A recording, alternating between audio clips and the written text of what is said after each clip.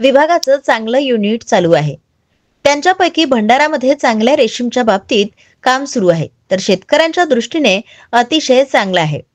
इतर शेती करण्यापेक्षा रेशीमचे अंडाकोश वाढविण्याचा शेतकऱ्यांनी जर प्रयत्न केला तर आपल्या नॉर्मल शेतीपेक्षा 3 ते 4 पट शेतकऱ्यांना जास्त उत्पादन मिळते. भाडं कमी लागते, पावसाचं पाणीही कमी लागते. तेवढ्या त्यांना समस्या येत नाही.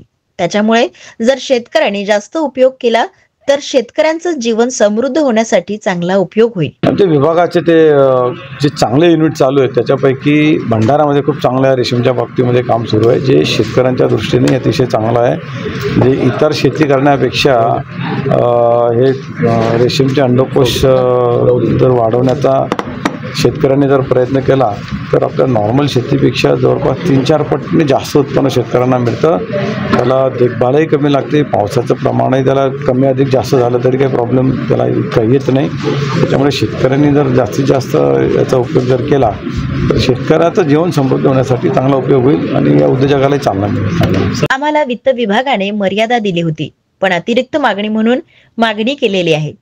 आमची अपेक्षा आहे की वित्त मंत्री त्यांनी त्याला चांगला पर्सेंटेज मध्ये वाढवून दिली तर मागचा जो निधी आहे बऱ्याचपैकी खर्च झालेला आहे, तो संपूर्ण खर्च होईल. वित्त विभागाने मर्यादा दिलेली होती, म्हणून 250 कोटीची आम्ही अतिरिक्त मागणी केलेली आहे. आमची अपेक्षा आहे की सन्माननीय वित्तमंत्री त्याला काही काहीतरी पर्सेंटेज मध्ये वाढवून देतील. मागचा जो निधी आहे बऱ्यापैकी खर्च होऊन जवळपास 80% खर्च झालेला आणि या 2 महिन्यामध्ये तो संपूर्ण खर्च होईल, जेवढा निधी आम्हाला प्राप्त झाला तेवढा.